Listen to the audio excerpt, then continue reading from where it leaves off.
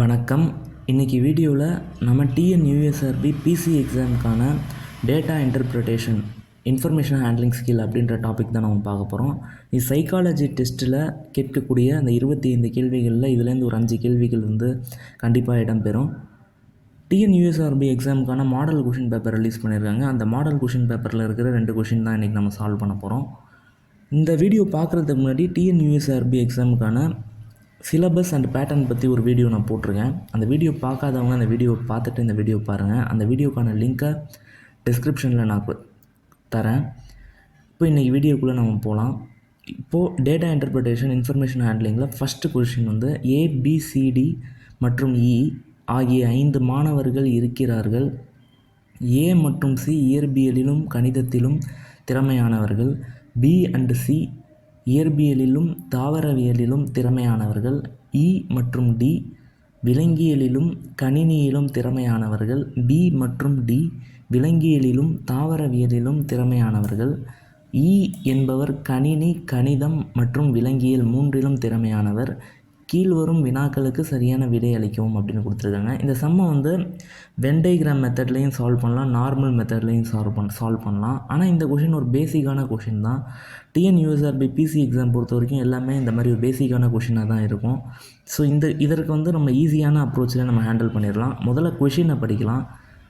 இயற்பியலிலும் தாவரவியலிலும் மற்றும் விலங்கியலிலும் திறமையானவர் யார்?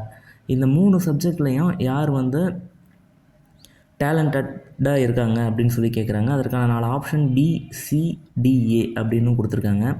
இப்போ கொஷினை நம்ம படிக்கலாம். இதில் 2ஆவதாக இருக்கக்கூடிய ஸ்டேட்மெண்ட்டை பாருங்கள். Bயும் Cயும் இயற்பியலிலும் தாவரவியலிலும் திறமையானவர்கள் அப்படின்னு கொடுத்துருக்காங்க. இங்கே என்ன கொஷினில் கேட்குறாங்கன்னா, இயற்பியலிலும் தாவரவியலிலும் மற்றும் விலங்கியலிலும் திறமையானவர் யார் அப்படின்னு கேட்குறாங்க. இயற்பியலிலும் தாவரவியலிலும் திறமையானவர் B அண்டு C அப்படின்னு நமக்கு தெரியும். இந்த 2ல் ஏதோ ஒன்று தான் ஆன்சர். Bயாக இருக்கணும் இல்லை Cயாக இருக்கணும். இப்போது இதோடு சேர்த்து விலங்கியலிலும் யார் திறமையானவர் அப்படின்னு நமக்கு தெரிஞ்சிடுச்சுன்னா ஆன்சர் அதுதான். இப்போ 4ஆவதாக இருக்க ஸ்டேட்மெண்ட் பாருங்கள். B மற்றும் D விலங்கியலிலும் மற்றும் தாவரவியலிலும் திறமையானவர்கள் அப்படின்னு கொடுத்துருக்காங்க. ஸோ இந்த கொஷினுக்கான ஆன்சர் B. 21க்கு ஆன்சர் AB அப்படின்றது தான். Option A answer B. 2ஆவதாக இருக்க கொஷின் பார்க்கலாம். கணிதம், விலங்கியல் மற்றும் கணினியிலும் திறமையானவர் யார் அப்படின்னு கேட்குறாங்க. இது டைரக்ட் கொஷின். 5ஆவதாக இருக்க ஸ்டேட்மெண்ட் பாருங்கள். E என்பவர் கணினி, கணிதம் மற்றும் விலங்கியல் மூன்றிலும் திறமையானவர் அப்படின்னு கொடுத்துட்டாங்க. இதற்கான ஆன்சர் நம்ம தேடவே தேவையில்லை, டைரெக்டாக E தான் இதுக்கு ஆன்சர். இதற்கான 22 கொஷினுக்கான answer option B answer E. இந்த மாதிரி டேட்டா இன்டர்பிரிட்டேஷனில் ஈஸியாக இருக்கக்கூடிய கொஷின்லாம் இப்படி தாங்க இருக்கும். ஒரு ஸ்டேட்மெண்ட்டை கொடுத்து ரொம்ப ஈஸியாக நம்மளால் ஆன்சரை கண்டுபிடிக்கிற மாதிரி தான் கொடுத்துருப்பாங்க கொஷின்ஸை. இப்போ இந்த கொஷின் எடுத்துக்கிட்டிங்கன்னா கணினி, விலங்கியல், கணிதம் இதில் 3லையுமே யார் திறமையானவர் அப்படின்னு கேட்டிருக்காங்க. இதற்கான ஆன்சர் டைரெக்டாகவே அந்த கொஷின்லேயே இருக்குது. கொஷின்லேருந்தே நம்ம எடுத்து இதற்கான ஆன்சர் நம்மளால் சால்வ் பண்ண முடியும். இப்போ 2ஆவதாக இருக்க கொஷின் பை சார்ட் பேஸ்டு கொஷினை. இந்த கொஷினுமே ரொம்ப ஒரு பேசிக்கான கொஷின் தான்.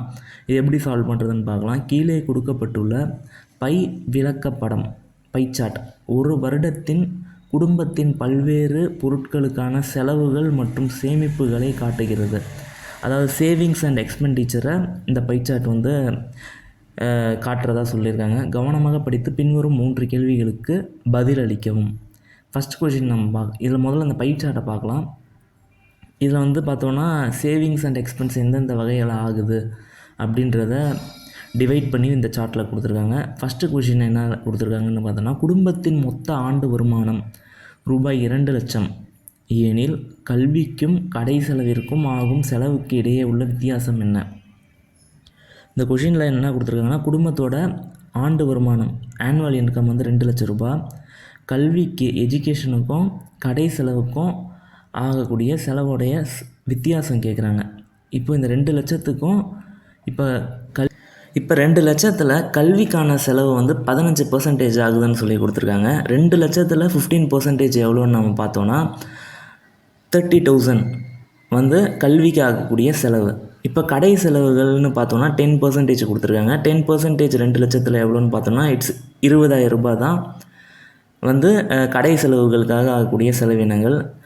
கல்விக்கான செலவு 15% 2 லட்சத்தில், அது வந்து 30,000. கடை செலவுகள் வந்து 2 லட்சத்தில் 10%, அது வந்து 20,000. 30,000 மைனஸ் 20,000 வந்து 10,000 ரூபாய் வரும்.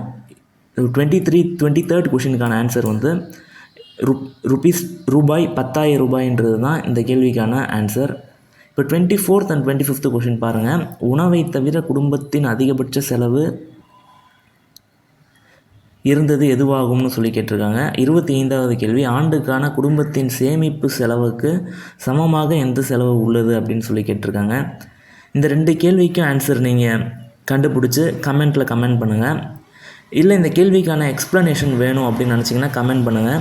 நான் என்னோடய நெக்ஸ்ட் வீடியோவில் இந்த கொஷினை சால்வ் பண்ணிட்டு நெக்ஸ்ட் சாப்டரான ரீசனிங்கை நம்ம பார்க்கலாம். இந்த வீடியோவில் ஏதாச்சும் டவுட் இருந்துச்சுன்னா கமெண்ட் செக்ஷனில் கமெண்ட் பண்ணுங்கள். இந்த வீடியோ உங்களுக்கு பிடிச்சிருந்துச்சுன்னா இந்த வீடியோவுக்கு லைக் பண்ணுங்கள், ஷேர் பண்ணுங்கள், இந்த சேனலை சப்ஸ்கிரைப் பண்ணுங்கள். தேங்க்ஸ் ஃபார் வாட்சிங். தேங்க்யூ.